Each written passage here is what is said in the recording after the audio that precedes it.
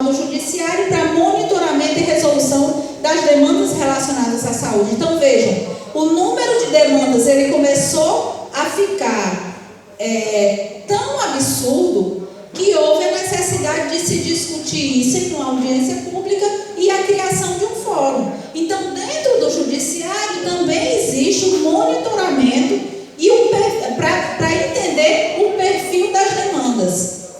Pouco tempo depois, em 2016, a criação dos comitês, através da resolução 238, em 2016, a criação dos comitês estaduais de saúde, que foi um desses que eu fiz parte, né, que eu integrei. Dentro desses comitês, são discutidos os problemas locais, né, mas que entendiam também que necessitava, que além das discussões, os juízes estavam decidindo coisas sem qualquer amparo, sem qualquer amparo técnico, que eu digo. Ele tinha o quê? O amparo legal, Constituição Federal. Qual é o bem maior tutelado dentro da Constituição Federal? A vida. Então, entre negar e garantir o acesso à saúde, eu vou garantir, por quê? Porque é o direito à vida. Mas eu garantia de qualquer forma, porque às vezes surgia um medicamento que não tinha qualquer comprovação científica, surgia um tratamento lá na Europa que também não tinha nenhuma comprovação ainda e que muitas vezes não trazia muito mais incertezas do que certezas de cura de tratamento. Tanto que na maioria das vezes de um tratamento desse que não tinha comprovação, o indivíduo não resistia, né? O usuário não resistia. Então foram criados também, através dessa resolução, os NATJUs, que são os núcleos de assistência técnica ao judiciário.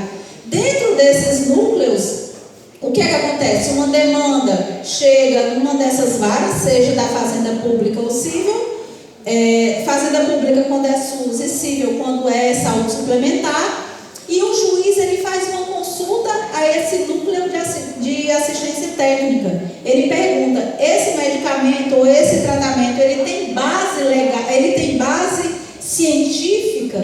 Quais são os prós e os contras desse tratamento para o indivíduo? Porque isso acontece muito, por exemplo, eu sou voluntária de uma casa chamada Associação Peter Pan.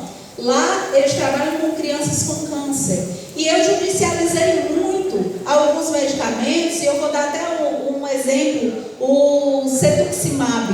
O Cetuximab é um medicamento que uma ampola custou R$11.000. Nós tivemos uma reunião, um evento na Fiocruz com o pessoal da indústria farmacêutica. Se esse medicamento, que há algum tempo já está dando resolutividade a alguns pacientes, né, para se tornarem aptos ao transplante, eles só são usados quando tudo que tinha disponível no sistema de saúde já falhou. Então, a gente diz que a última tentativa são esses medicamentos de alto custo.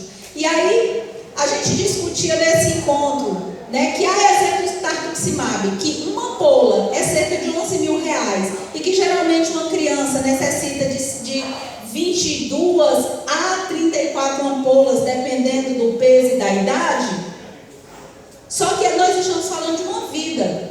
E mesmo assim, mesmo judicializado, o pai e a mãe têm que assinar, porque algumas crianças não resistem ao tratamento. Então vejam como é complicado. Aí nesse encontro, nós discutimos por que a Conitec ela não começa a apreciar esses medicamentos que estão se demonstrando resolutivos dentro do sistema de saúde e não insere dentro do sistema, porque a ampola cairia para R$1.000, não foi isso, Pedro? O valor da ampola cairia para R$1.000 se fosse disponibilizado no SUS. Quando é judicializado, gente, o valor que é retirado das políticas públicas é absurdo. Eu tenho uma ação que foi cerca de R$640.000. Mas como é que o juiz diz que um filho de um agricultor não tem direito de lutar pela vida? E essa menina hoje ela tem 19 anos, ela foi a primeira doação autóloga realizada aqui no Ceará. Ela precisou de 2 medicamentos que custou 600 e poucos mil reais ao Estado. Mas como é que eu vou dizer aquela filha de agricultora que mora lá nos rincões do sertão de que ela não tem direito ao acesso à saúde? o direito à vida, e ela tomou o medicamento, ficou apta, retirou dela, para ela mesma, as células saudáveis, e hoje ela tem 19 anos e não reincidiu. Então vejam como é complicado essas questões relacionadas à saúde. A gente precisa compreender, pode passar. Pronto, a mais recente é a resolução 388, reestruturação dos comitês estaduais. Por que ela veio nesse ano de 2021? Por que essa resolução ela foi editada agora, 2021? Porque pós-pandemia, nós estamos vivendo em um momento que nós nunca, jamais imaginamos viver. E nunca foi tão fundamental o controle social se reestruturar.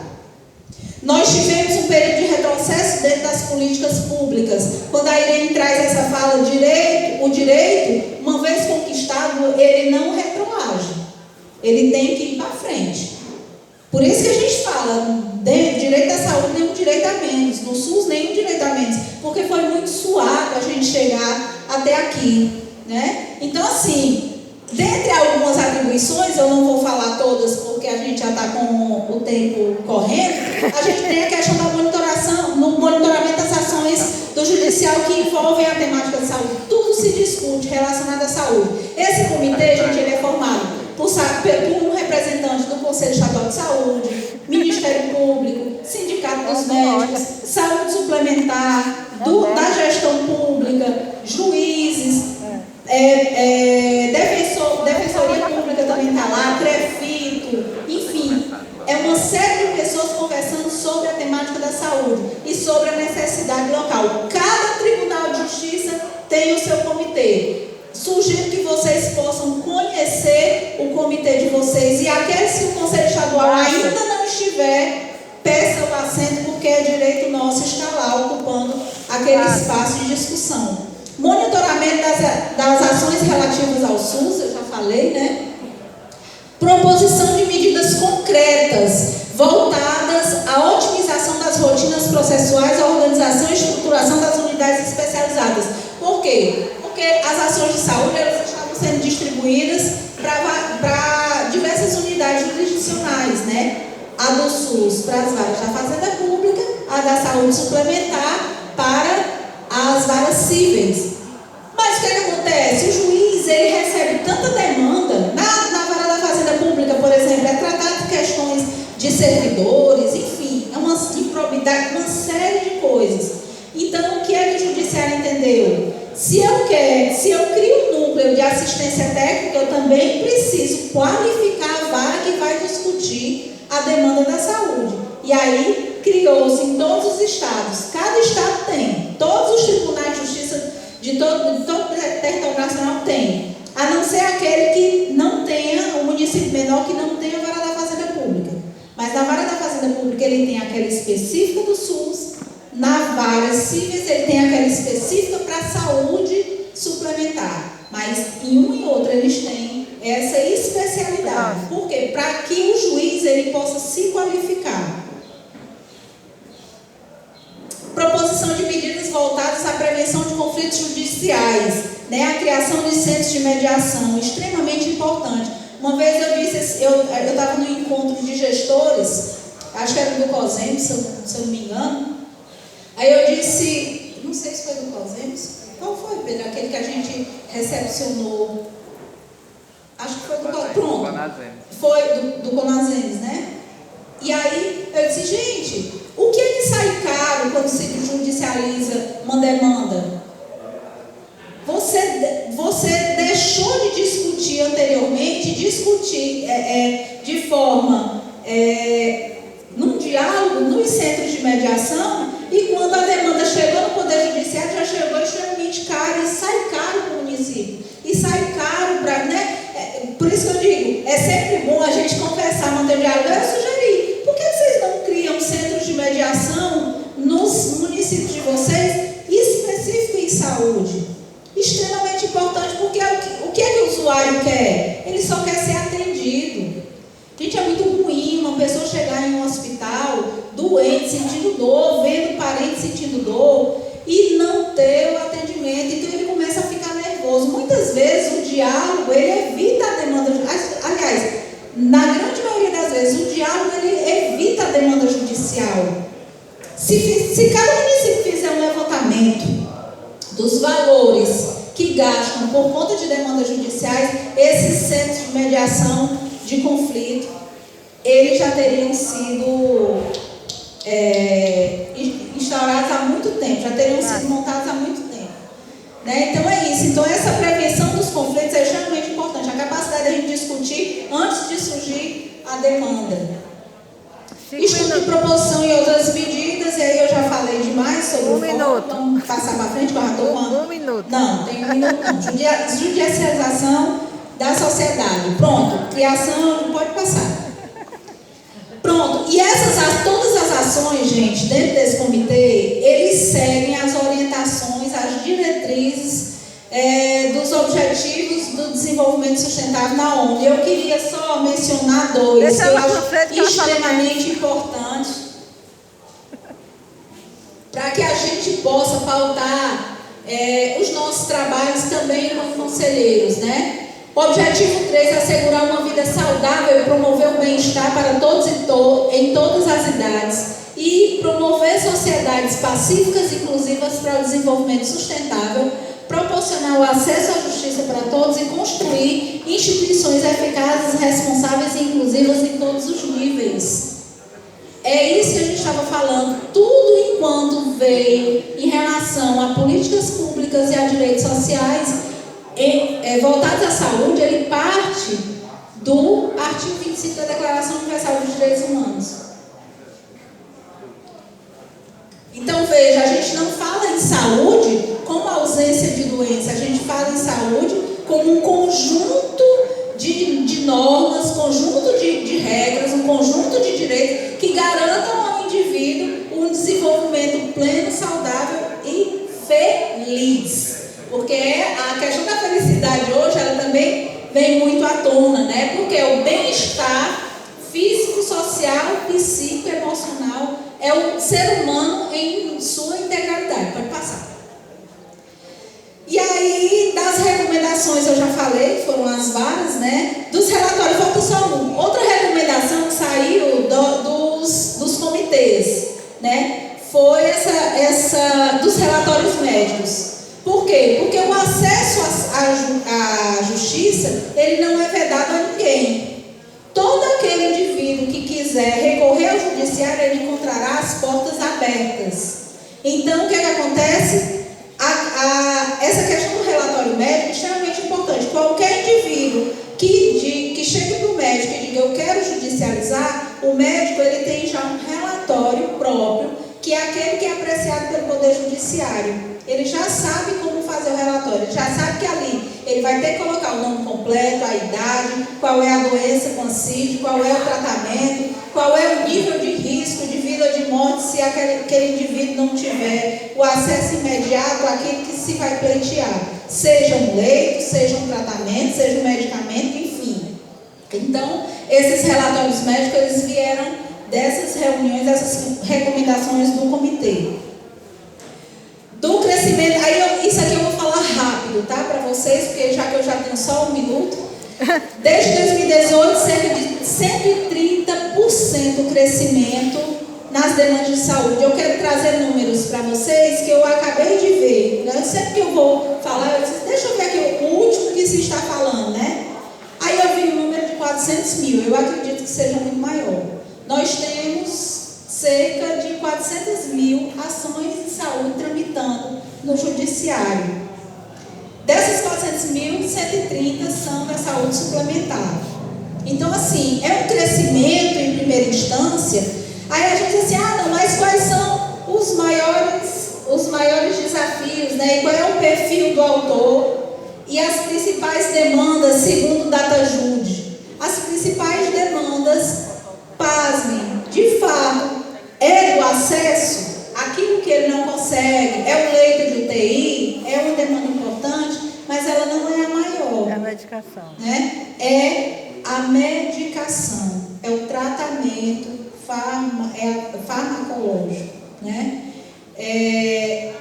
E das mais graves demandas, as maiores, as que a pessoa diz assim, não, o meu direito aqui está sendo violado, são relacionados à saúde suplementar. E aí, quando eu falo tudo isso, eu digo assim, Marciana, mas você é advogada. Sou advogada. Você milita na área de direito de saúde? Milito. Mas eu não gosto de judicializar no SUS. Eu faço tudo para não levar a judicialização para o SUS. Por quê? Porque no momento que a gente judicializa e que é deferido o pedido, aquele valor da condenação, ele é retirado da política pública. E aí isso vai interferir em outras políticas públicas locais. Então eu não gosto, a gente causa uma espécie de um desequilíbrio. Nós, dentro do direito, nós temos, pode passar, nós temos somente 13% de demandas coletivas. Quando a gente faz um levantamento de um número de quase, um montante, de 2008 para cá, de quase 800 mil processos, é muito pouco. Nós precisamos de mais demandas coletivas e menos demandas judiciais, porque uma demanda coletiva, quando ela é decidida, ela alcança para todos. Então, assim, é muito importante que a gente possa compreender que o trabalho de um conselheiro de saúde, nós sempre vamos trabalhar voltados à construção do direito coletivo, do interesse da coletividade. Não, pode voltar. Porque assim, a gente chega nesse tempo aqui, tempo médio liminar. A gente botar ali 22 dias. Mas hoje um liminar, se você consegue despachar com o juiz, em 48 horas você consegue. 24 horas você consegue. Mas para fazer cumprir essa liminar, o processo anda. Eu tenho uma liminar que foi concedida, inclusive, para um filho de Calcaia, me pediu ajuda. Foi concedida uma liminar em 24 horas, em fevereiro. E eu estou até hoje brigando com o judiciário. Agora eu já pedi bloqueio de contas. E a gente ainda está brigando. Então, vejam, não é fácil para o usuário, não é fácil para o advogado. Não. E muitas vezes é extremamente difícil fazer o gestor compreender que a gente só entrou naquela demanda judicial porque não foi ouvido administrativamente. E a gente precisa mudar essa falta de diálogo para a resolução das demandas ainda no âmbito administrativo. Porque a gente tem a gente sempre vai ter isso aqui, A gente sempre vai ter que relativizar isso aqui. Infelizmente, garantia de direitos e imprevisibilidade orçamentária. Porque a gente precisa entender o que é que essas sentenças estão nos dizendo. Porque essas decisões em geral consideram as diretrizes normativas já existentes dentro da política pública de saúde. Como é que nasce a política pública de saúde? A partir da necessidade da sociedade, sendo o processo judicial apenas um acelerador do cumprimento das ações já previstas pela administração. Então, qual é a mensagem que o judiciário está dando para a gente? Se a justiça é tão somente um acelerador, eu precisava acelerar algo que já existe, eu não precisava judicializar. O movimento de desjudicialização na saúde é extremamente necessário para que nós possamos garantir a sustentabilidade do sistema. Nós precisamos retomar os diálogos e tragam para dentro das instâncias do controle social, sim, porque ali nós estamos em pé de igualdade. Levem as discussões para os comitês estaduais de saúde, porque a mensagem que está chegando é que a gestão não está eficiente se as demandas judiciais estão crescendo e o controle social não está sendo efetivo. Nós precisamos fazer esses levantamentos de números dentro dos nossos municípios. Nós precisamos ressignificar as ações judiciais de saúde, para que em breve elas possam voltar a ser a exceção e não mais a regra. Eu não defendo que elas devem ser eliminadas, mas nós devemos trabalhar pela eficiência da própria política pública de saúde. Não foi fácil chegar até onde nós chegamos. E aí, quando eu vou encerrar minha fala com essa frase, eu achei assim, eu estava procurando uma frase, geralmente eu encerro com uma do Paulo Freire, adoro, né? Que é aquele diz, não existe o saber mais, o saber menos, há os saberes distintos. E aí eu ainda complemento, porque eu sou atrevida, eu complementando Paulo Freire. E esses saberes diferentes, eles se completam. Só que quando eu estava preparando essa palestra aqui para vocês, eu me deparei com essa frase. Do Eduardo Blanco Couture, eu não sei nem falar o nome do homem, mas é mais ou menos isso. É dele mesmo. Teu dever é lutar pelo direito, mas se um dia encontrares o direito em conflito com a justiça, luta pela justiça. E a gente pode entender essa justiça da forma ampla, a justiça social, aquela que não exclui qualquer cidadão. Muito obrigada pela atenção de vocês. Eu fico à disposição. Me sigam no Instagram. Eu gosto de ter seguidores, porque às vezes eu boto umas besteiras, mas na maioria das vezes eu boto umas coisas legais, que eu acho que é importante a gente fazer esse elo de ligação e se comunicar entre os nossos pares. Né? Vamos trocar experiências do controle social. Não guardem para vocês aquilo que acontece dentro das reuniões. Vamos levar as comunidades em um processo de educação permanente e continuada. Porque no momento que a gente despertar a consciência do indivíduo dentro do cuidado da política pública, certamente a gente qualifica inclusive o nosso próprio trabalho. E a nós muito nos foi dado. Vejam, nós não temos poder de polícia em canto nenhum. Nós não podemos nos valer da nossa prerrogativa de conselheiros de saúde para chegar em uma unidade, meter o pé na porta e dizer eu vou entrar porque eu sou conselheiro de saúde. Não. A gente tem que seguir a estrita legalidade, seguir todas as formalidades, comunicar em ofício e ir em comissão. E junto com a gestão, sugerir, fiscalizar, propor, né, construir ideias para que a gente possa ter o SUS com o gigantismo que ele é. E aí sim, a gente poder dizer que nenhum direito a menos nós aceitaremos nesses próximos anos, nessas próximas lutas, né? E que nós estejamos juntos, para que os retrocessos eles não venham, para que a gente não perca tudo aquilo que a gente conquistou com tanto sacrifício no sistema público e que a gente trabalhe o processo de desjudicialização para dizer nós estamos qualificando o nosso trabalho de conselheiro de saúde. Então eu tenho responsabilidade para que as futuras gerações possam dispor do sistema público ou suplementar da forma como nós conhecemos hoje. Porque a lapada que a gente levou aí essa expressão lapada, eu não sei se é lá na chibatada grande que a gente levou aí em relação às vedações dos planos de saúde, no rol taxativo da ANS, que antes era tão somente exemplificativo, agora ele é taxativo, vai excluir várias pessoas de ter o acesso àquilo que antes era garantido pelo plano de saúde e hoje a pessoa vai ter que recorrer ao SUS para buscar e certamente também será negado, porque o Sistema Único de Saúde também utiliza alguns rols, né, de procedimentos e esse é um deles. Aí a gente fica à disposição, qualquer dúvida, mandem mensagem que eu respondo, posso não responder na hora, mas respondo, né? Desculpe, é isso, gente. Muito obrigada pela atenção.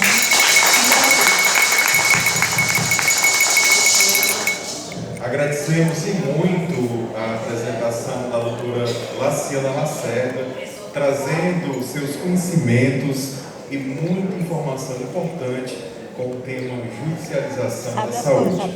Agradecemos, doutora Laciana Lacerda. Com isso, solicitamos a todos os presentes, como foi falado anteriormente, hoje teríamos um dia realmente exclusivo, com mesas, 6 mesas, e cada tema, cada um mais relevante do que o outro. Então, gostaria de pedir a atenção de todos, o silêncio de todos, para que a gente possa otimizar e controlar melhor o tempo, tá bom? Então, com isso, convidamos agora a senhora Núbia Santana para dar continuidade à condução da mesa.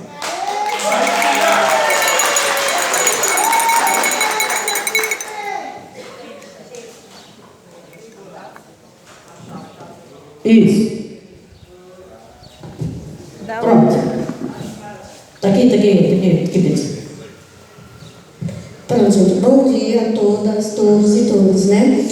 Com o avançar do tempo, nós estamos aqui para mediar e somar com a amiga aqui. Mas com o avançar do tempo, como foi bem colocado, nós temos outros momentos muito importantes. Acho que a doutora já fez um apanhado muito importante, esclarecedor, né? Então a gente não vai se alongar para não prejudicar os outros momentos, né? Como também seria antidemocrático a gente fechar e não ouvir, então a gente vai abrir apenas para 5 inscrições, 5 pessoas se inscrever, com 2 minutos, para a gente não prejudicar os outros trabalhos. E isso foi consenso aqui com a coordenação. Até porque, assim, a gente já viu que foi bem explicado, foi bem mastigado, e a gente até alongou o tempo dela para que não ficasse muita dúvida, certo? Ok? Eu estou inscrito. Por favor. Aqui, tu que conhece mais as pessoas? Por favor. Eugênio. 5 aqui, inscritos, viu, gente? 5. Eugênio. Anotou o meu aí, Eugênio? Pronto. O verde ali, qual é o nome dele? O verde, qual é seu nome? Paulo, Rio Grande do Norte. Botou Eugênio. Aqui, ó. Núbia, botou Eugênio. Núbia. Botou Eugênio. Pronto, Núbia. Fechou. Primeiro, Núbia. Primeiro. O microfone está contigo. Quem é? Helenilton Sergipe. 2 minutos, viu, gente? 2 minutos, vamos colaborar. Presta atenção no tema, não vamos devagar para outro tema, por favor, outra pauta. Ele gosta de usar aquele, né? Cuida. Vamos se até a pauta.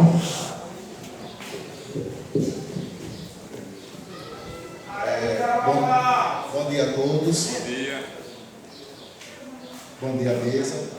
Bom dia. Doutora, o tema que a senhora abordou tem uma relevância muito importante e, ao mesmo tempo, é sabido e garantido o direito ao usuário, mas também me traz uma preocupação. Ao passar do tempo, tenho percebido que o governo federal tem diminuído significativamente, a pontos absurdos, os repasses para os municípios. Como o judiciário está vendo isso? Tendo em vista que todo o processo só recai a carga do município. Obrigado. Ok, foi perfeito. Vem. Vamos usar 2 minutos também. Paulo, por gentileza, Paulo.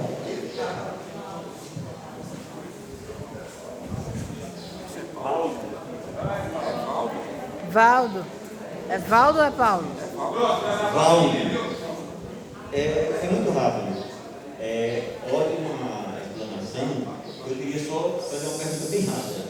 Existe algum medicamento, existe algum procedimento no SUS que o sistema SUS não contempla? Né? Porque é muito comum existir usuário procurando o sistema e a gestão diz que isso não é o SUS. Enfim, alguma medicação que o SUS não contempla, não é isso, companheiro? Dúvida? Vasconcelos. Seu Vasconcelos. Mas eu não quero tempo, eu posso falar, né? Não, 2 minutos. Ok. Eu cumprimento a sua fala, a mesa, doutora Luciana. Bom, a minha pergunta seria muito simples. A judicialização do sistema de aposentadoria dos peritos do INSS, onde eles ignoram a avaliação de todos os pacientes na categoria de doença. Ele recusa, ele faz o deferimento e a pessoa não são aposentadas. Isso porque lá está sendo avaliado por técnicos, psicólogo e mesmo assistente social. Não tem uma formação de peritos da área de medicina para qualquer grau de doença. E segundo, eu gostaria de falar para a senhora também, a judicialização de medicamentos, principalmente de alto custo, onde existe a lei Bresser e José Serra. Para concluir, conselheiro. Onde todos os pacientes que ganham salário mínimo têm o direito de tomar os seus medicamentos de alto custo. Não dá mais tempo, eu fico por aqui, mas tinha muita pergunta, inclusive sobre as privatizações dentro dos hospitais. Pronto, e para quem perguntou, o material do doutor Laciano Lacerda vai ser disponibilizado no e-mail para todo mundo, tá bom? Eugênio.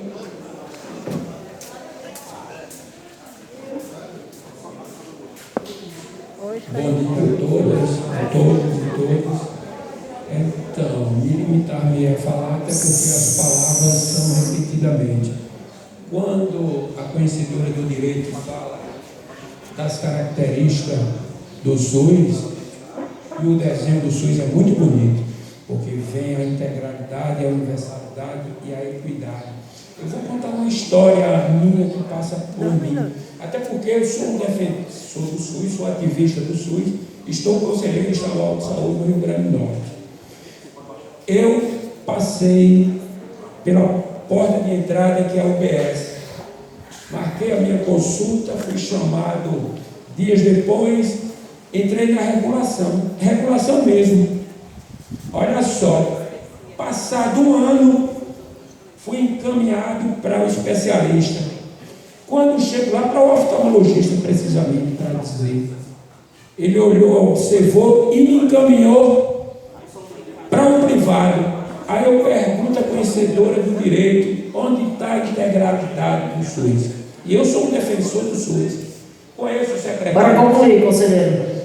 Calma, a senhora está muito preocupada. Já começou atrasado o evento, então a gente tem que... Então, peço perdão pelo atraso. Também. Peço perdão pelo atraso. Então, eu conheço o secretário estadual, conheço o secretário municipal, mas entrei na regulação, como é o direito de todos. E aí me encaminhou para o privado, eu pergunto para a senhora, é preciso a judicialização para que eu tenha essa integralidade? Muito obrigado. Não,